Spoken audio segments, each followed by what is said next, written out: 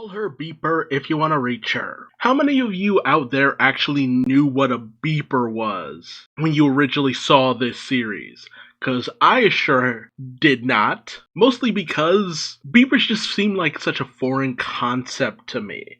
When this series came out, I was only 11 years old, and I vaguely remember seeing beepers at some point, but I was more used to just payphones in general. So the concept of a beeper just was so foreign to me, which is hilarious because I watched plenty of Hey Arnold and you had Big Bob's beepers and stuff like that. So it was just you think I would have had more of a idea as to what exactly a beeper was. But that's neither here nor there. Outdated technology outside. Kim Possible and Ron Stoppable. There's so much to say about those names.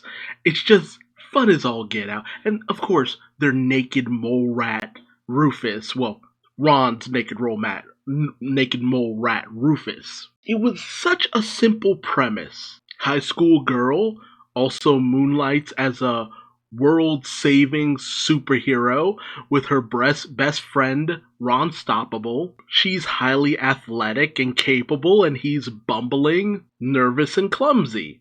And all the while they're helped out by 10-year-old Wade, who is a computer genius, who creates all these different gadgets and devices for him, with most of her missions taking her up against the evil Dr. Draken, mad scientist bent on world domination, and his henchwoman Shigo, who's just as athletic as Kim and able to fire energy blasts out of her hands, and attractive as all get out. I'm so sorry. Shigo is such an example of a character who is made because of their voice actor.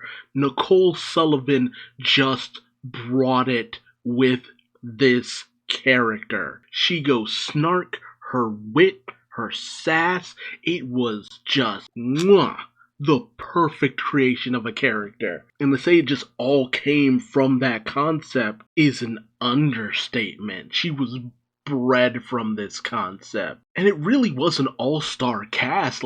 Christy Carlson Romano, this was one of her best performances. And I watched her in Even Stevens plenty of times, but just the nonchalant, calm, fun way she played Kim was always it just had this air of control over any situation she could possibly be in. Especially with a lot of her catchphrases like, no big, or so not the drama, or what's the sitch? Oh man, what's the sitch? She said that so many times and I never got tired of it. And Will Friedle as Ron Stoppable. To go from Batman Beyond to this was just, it took me the longest time to figure out those were the same character, because he played these characters with just such a difference in inflection. But once you hear them side by side, it's just oh, of course it's Will Friedle. And friggin' Nancy Cartwright as Rufus, the voice of Bart, yes, thank you, please. And John DiMaggio as Dr. Draken. John DiMaggio just has one of those voices that he just knows how to sell his voice acting.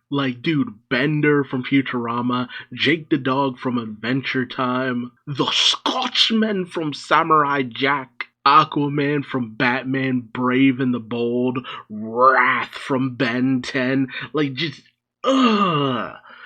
you couldn't have gotten a better central voice cast. I'm sorry, you really just couldn't. It was an A-plus voice cast that just, again, elevated this series. It's such a simple premise. Seriously, it's so standard. It feels like it shouldn't have been as fun, quirky and cool as you would think it would be. And it's literally like to anyone who's ever said, "Oh, you can't have a girl as the main character for your series. Girls don't sell to boys." Dude, I wanted Kim Possible toys, not just because I was a pervy little boy, but because she was cool. She kicked ass left, right, and center. Her fights against Shigo were always intense, always awesome, and just a pleasure to watch. And I love that Kim didn't have a secret identity or keep a low profile. No, it was pure 100% Kim Possible all day, every day, all the time. Her parents actually knew when she would go out and fight crime and were okay with it as long as she was home by curfew, and never seemed to be worried about her going out and saving the world. And she had such a out there rogues gallery, like Monkey Fist and the mystical Monkey Kung Fu, and I love the fact that he was actually just Ron's nemesis because of Ron's innate talent when it came to mystical monkey kung fu, which is why I always loved Ron. It's just like he could be a low-key badass. And once he fully unlocked his abilities with mystical monkey powers, it was amazing. Like a series-long premise setup. Just Kim is never around when Ron is doing badass mystical monkey shit until the end of the series, and she sees it just like, what? Like she never believed it up until that moment. And then you have Duff Killigan, the Scottish golfer, and the billionaire father and son, Senor Senior Senior and Senor Senior Junior. Oh man, that's so great. And Professor Dementor, which I feel like I've heard that name someplace else. Like I really do feel like I know that name from something else. I guess my favorite thing about Kim was that saving the world was just so easy for her.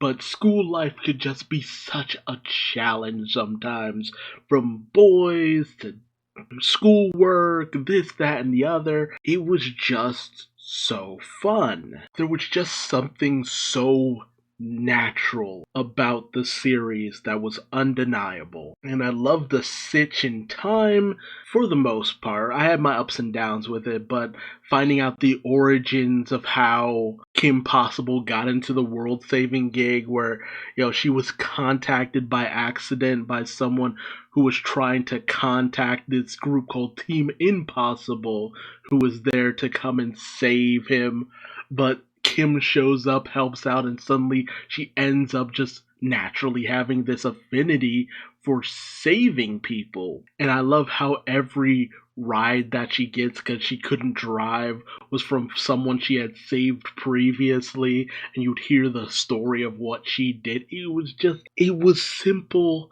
gags that just worked. That was the thing. It was always just simple stuff that just worked. You didn't have to overthink it too much, but sometimes you thought about it a little bit, and it's just like the implications of certain things were just pretty fun. And then you got the ultimate movie, So the Drama, where Draken had just come up with the ultimate dastardly plan that really challenged Kim for the first time ever, and it was so fun and out there and amazing. And then they got picked up for a fourth season, which they weren't expecting. They were just like, okay, 3 seasons in a movie and 2 movies, that's good enough, we're probably done. Oh no, we want you to come back for another season. Like, what? Which was kind of amazing, because the last season just kind of wrapped up a lot of things. It went just long enough that it's just like, okay, now you're fully ready for Kim Possible to just kind of be over for the most part. And honestly, that's the thing about Kim Possible. It's just one of those time capsules of the mid-2000s. That's where it lives.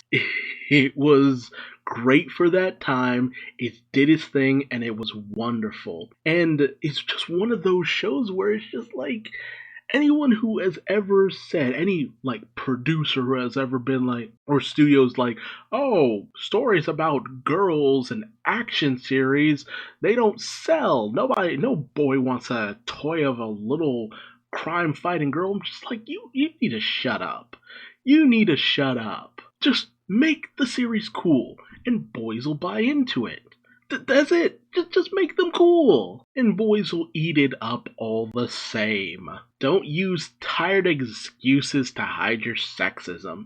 I only say that, and I'm putting it out there because there used to be all these series that had female-led characters during the mid-2000s that I remember, like Kim Possible, The Life and Times of Juniper Lee, My Life as a Teenage Robot, The Powerpuff Girls, Atomic Betty, The Proud Family, Winx, Totally Spies, Witch. Like, there were just enough of them that the period of time until fairly recently where we didn't have any of them was kind of jarring to me because I started to take notice of it. I'm just like, why does it feel like there haven't been any girls heading up animated series anymore? And then we got the new Carmen Sandiego, Hilda, She-Ra, and stuff, and I'm just like, thank you, balance has been restored to the world. But do you remember that period of time? I feel like I'm not the only one who should remember that period of time. I mean, we have Infinity Train, Amphibia, Owl House. Like, I'm just like, thank you. Balance has been restored to the world. Just write characters good, and you will get returns. That's all you need to understand. I've gone on this whole nother rant, but like Kim Possible really just was just like, yeah, give me a good, fun character. If it works, it works. If it doesn't, it doesn't. It's as simple as that. But tell me, do you remember Kim Possible? You damn well better. Like, come on. Let me know what your favorite part of the series was in the comment section below, and I didn't talk about that live action movie. There's a reason for that. Let me hear your comments in the comment section below and do all that YouTube stuff. And until next time, I've been Duuz-Diz-Din, and I will see you later. Bye-bye.